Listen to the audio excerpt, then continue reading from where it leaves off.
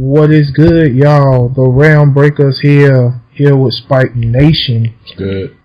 And your boy SKGT, and we're here to bring you another video. In anime, characters always have a breaking point. And some of these anime characters would break through their so-called breaking point just to achieve their victory. Breaking the limits. And breaking the limits. And even though they break their limits, they must have either words of encouragement to tell themselves to keep pushing on. And when they do, they get massively overpowered for just that 1 second. And once it's over, they pass the fuck out. They battle damage, they beat up as fuck, they passed out for maybe like 3 or 4 days. Yes. But this is the list. Our top 10 resolves in anime, because this is exactly what I'm calling it. The top 10 resolves in anime. And for this list, we have chose 4 of each, even though it's technically 9, but who cares? So the thing is, me and Spike have chose 4 separate characters, but the number 1 character is something we both agreed on. And since I done the introduction first, I will be going first. And for number 5, the character I chose for their resolves is Naruto. Doesn't matter from any part, it's just Naruto. There's this thing going around in the anime community called Takuto no Jutsu, where Naruto can talk any bad guy out of doing something bad.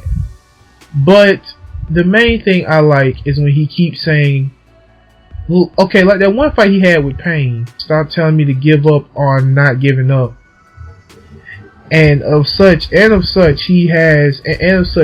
is really pushing on to what he's doing. And even though he keeps reminding you, that's my ninja way, I never go back on my word, that's my ninja way, my ninja way, my ninja way, believe it, Dr. Bayo, that's all we're hearing.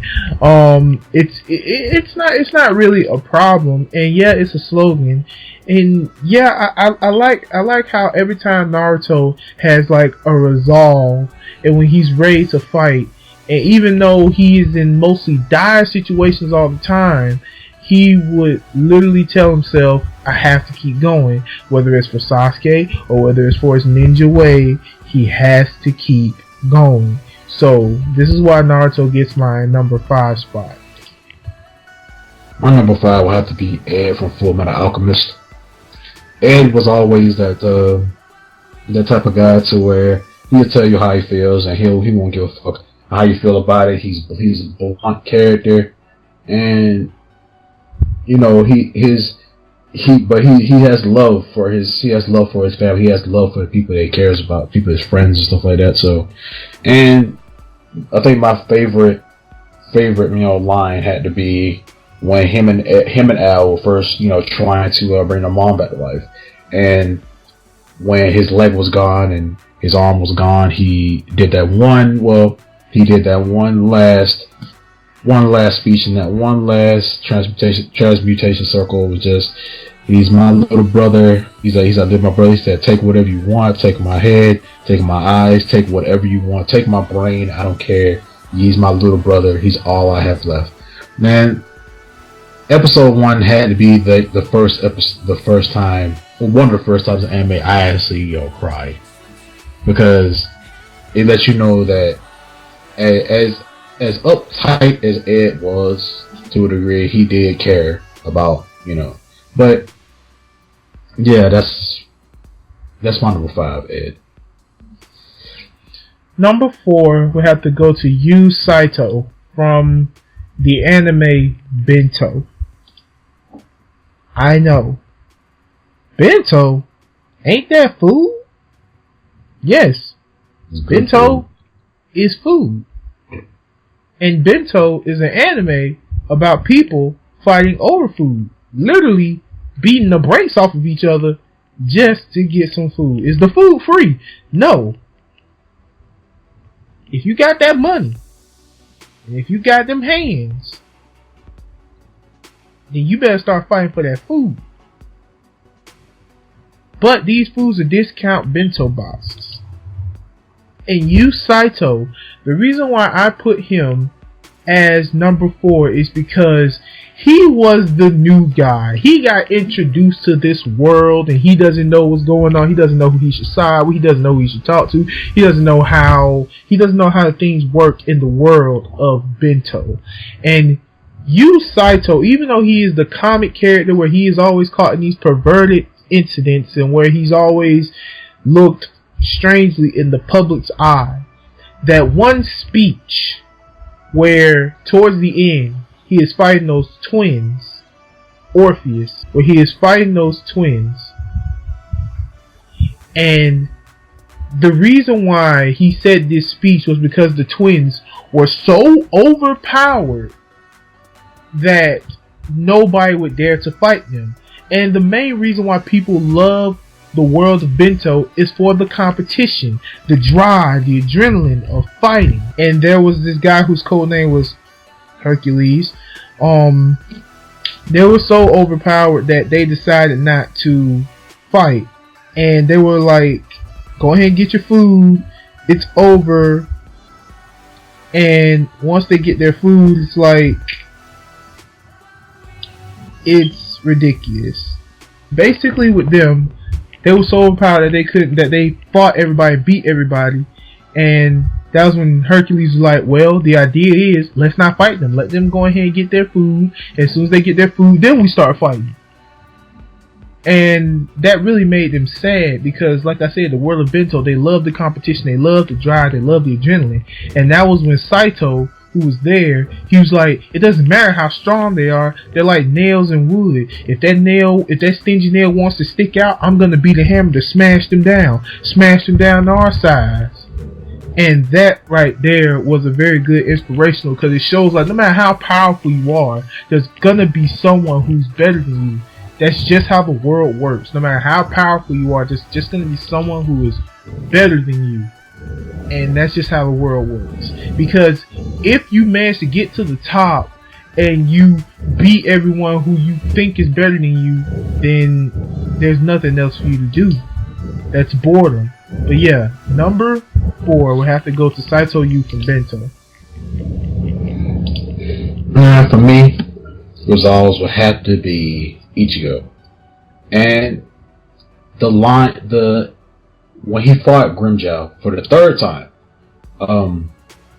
where they fought in Wake Up Modo, Grimmjow was doing his ultimate attack where he throws like these huge blue claw blasts at you, and Ichigo was like, I came here to defeat you, I came here to defeat Ukiura, I came here to defeat Aizen, and also when everything is done, I'm gonna take Rukia, Chad, Uryu, and Orihime, and I'm gonna take all my friends home back with me.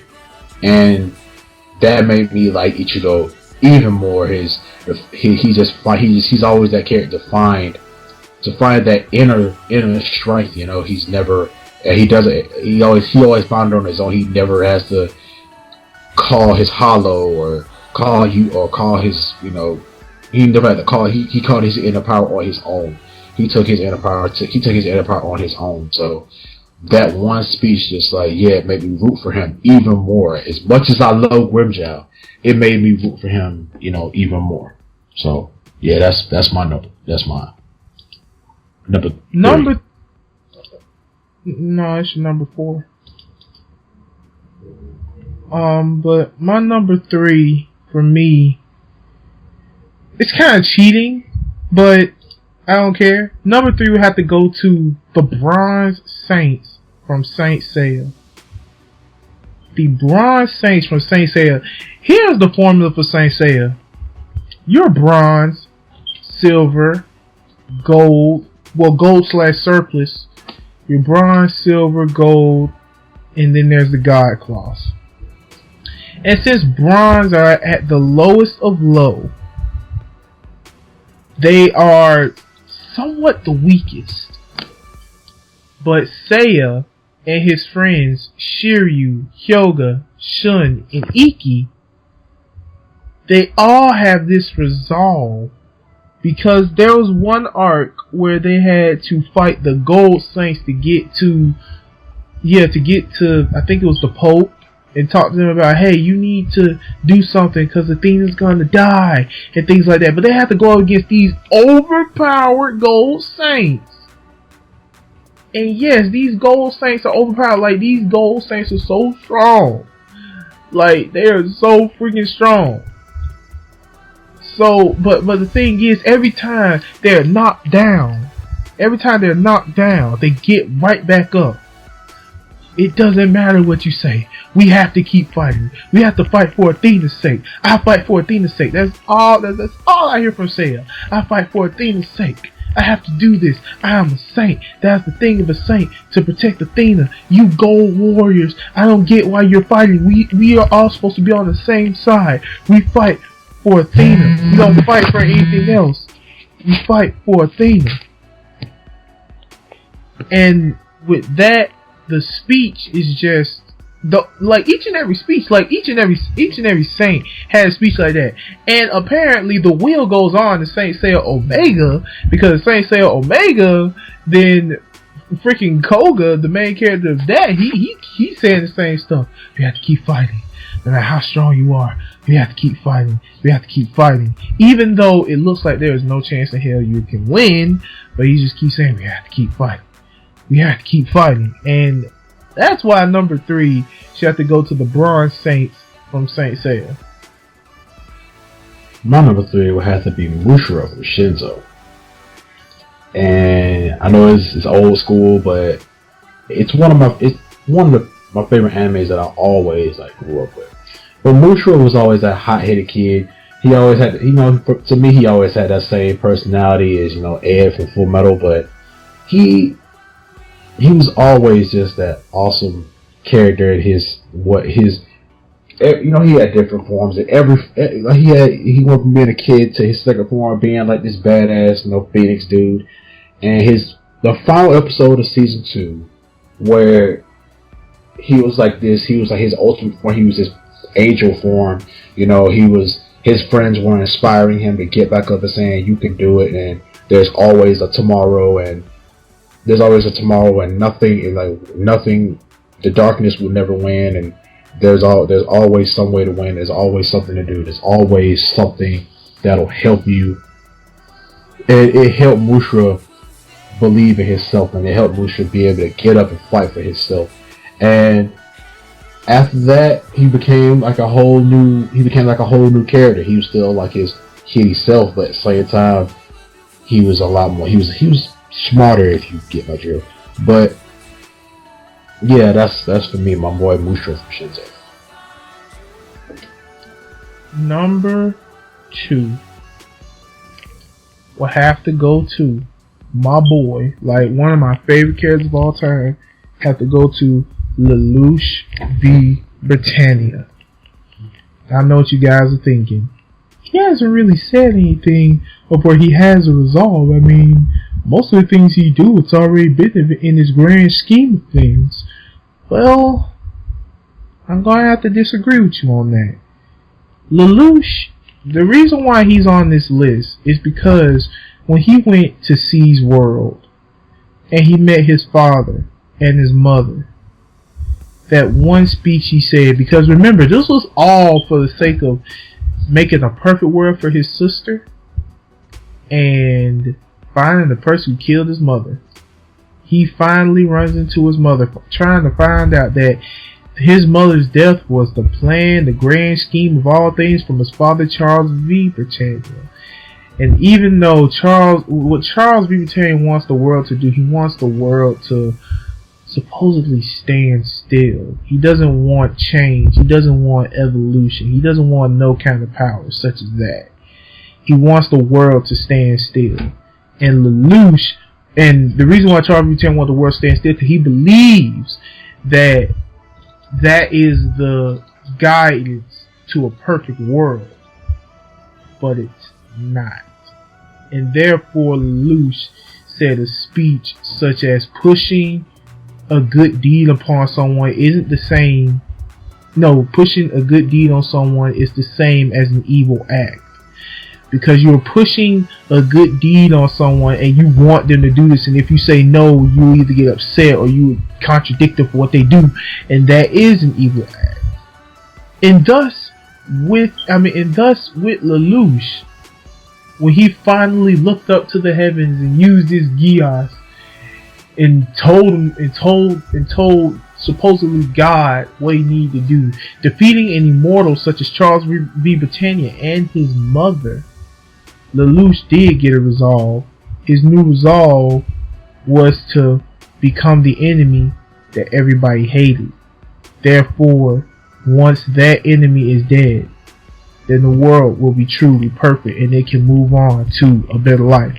And that's why Lelouch is number 2 on this list for mine. My number 2 would have to be Goku from DBZ. And I know it's kind of cliche, but I don't give a fuck. But look, Goku was always that motivator in DBZ for everybody to get stronger. You know, without Goku, Piccolo wouldn't have got as strong as he is. Vegeta wouldn't have got as strong as he is. For a while, Gohan. Gohan basically, if Goku hadn't trained Gohan how he was, Gohan probably would have never went Super Saiyan. You know, and Gohan probably would have never been as powerful as he is, you know, now, when he wouldn't have had that motivation. And Goku was always that person to be there, and he was always there to help out the world, and he was always there for everybody to depend on. And the speech he gave Frieza, telling him that I am a Super Saiyan, I am Goku, is that this is for everyone that you killed, this is for all the Nameks, this is for all the Saiyans, this is for everyone that you have killed. I am what you fear the most, and I will defeat you. That was like that speech just made me love Goku even more. It made me a bigger DBZ fan. It made me see that DBZ isn't all about fighting and stuff. It's about story. And yeah, like and how it played out, it was great. So yeah, that's my boy Goku. And even though we have come to the final one, number 1 for both me and Spike Nation will have to go to Simone from Gurren Lagann. Yeah, Simone the Digger from Gurren Lagann. Simone is basically one of the reasons why Gurren Lagann is like my number 1 favorite anime. And he was always just, he was that kid, he was that whiny, you know, didn't have any faith in himself type of kid. He gave up on life when his parents were killed in the earthquake, and you know he didn't really. Only thing that really made him happy was digging and finding treasures and stuff like that. And it's sad, but it took the death of his brother Kamina for him to become the badass that he became, you know, and it led him being the way he was, motivated everyone around him to get stronger. Like I said with Goku, it motivated everyone around him to get stronger, and everyone was just became different people, stronger people, because of the influence that he had on them. He was a character that never gave up, and he was a character that always stood up for what he believed in. He moved on with his life. He had to let go of his childhood to protect everyone. And yeah, I mean, Simon just had to be the coolest character in anime to me. With Simon, for me, the reason why we both agree, the one thing I liked about Simon was that even though it took the death of Kamina and a little bit of encouraging words from Nia to wake up and realize that you have to lead them now, Simon. Especially with him growing up. Not to mention that one speech he said to Rashu when Rashu was being the dick. You know, Rashu was being a dick. Yeah. So, with freaking Simon punching him. Grit those teeth. Yes, let's see you grit those teeth. And he was like, I got decked like that one time. In life, when you're messing up, you need to be hit like that. Sometimes you gotta get punched in the face to wake up. Exactly. And Simon knows this better. But I believe my favorite part was, even though he got his resolve when Carmen had died, was when he said that speech. And not to mention that one speech he told, and not to mention that one last final thing he told Carmen before they left, before they said their final goodbyes. Because he was like, this time it's really goodbye. No, it's not. Right. Because you'll always live. He said, because you'll always be living in here. And that's and that right there is a good thing. Like, Gurren Lagann is like one of the most manliest shows, but it's also one of the most inspirational shows. Yeah, in anime. It is a very manly show, but it's one of the most inspirational shows in anime. And a lot of times, Gurren Lagann just had me, sitting there screaming at the TV, going, go, and you can do it, and it's awesome. And he's like, the anti-spirals was just constantly, while they fight, just constantly tearing them down, saying, you can't do this, and you can't do that, and you're too powerful, you guys can't do this, and you're not this, and you're not strong enough for this, and you're not worthy for this. And Simon's like, no, yes we are. Everyone's like, yes we are, yes we are, yes we are. We can prove to you that we are not what you think we are. We can prove that we are not gonna be what you think we're gonna be. And he's like, we'll defeat the spiral nemesis, we'll protect the universe. And the anti-spiral is like, there's no way you could possibly do that. And Simon's like, just watch us. And even in the movies, Simon, in the last final battle, after everyone's beat up and everyone, it's just Simon and anti-spiral all together, like outside of existence, just punch. No robots, no mechs, no nothing, no guns, no nothing, hand to hand, just punching and beating the shit out of each other. And that had to be my favorite moment in anime history, to the point where it's not even desperation. It's just, I'm not gonna give up no matter what. Everything's gone, but still at the same time, I'm still here and I'm not gonna give up. And the coolest thing Simon ever had to do was to turn his own, basically when he said, this drill is my soul, it literally became his soul when his arm itself turned into a drill. And that was the final Giga drill for the whole series. And it was just the best. It was awesome. It had to be the best thing ever. I cried at the end of Gurren Lagann because it was emotional. Gurren Lagann had everything. It had the emotion, it had the action, it had the character development, it had the depth, it had the comedy, it had everything. That's what made Gurren Lagann for the way it is, and I appreciate it. Well, there's nothing more to say. We have pretty much said what we need to say. And for now, we're going to end this video. But before we end this video, I'm going to give you guys a last send off. Just who the hell do you think we are? Just who the hell do you think we are? This drill is my soul. This drill is Simon's soul. This drill is Team Daigaren's soul. And with that, guys, if you like the video, please give it a thumbs up. That really helps. Comment. Tell us what you guys' favorite resolves in anime. Other than that, people, that has to do. That is us. We're the RealmBreakers, and we are signing out. Giga Drill, subscribe. Peace.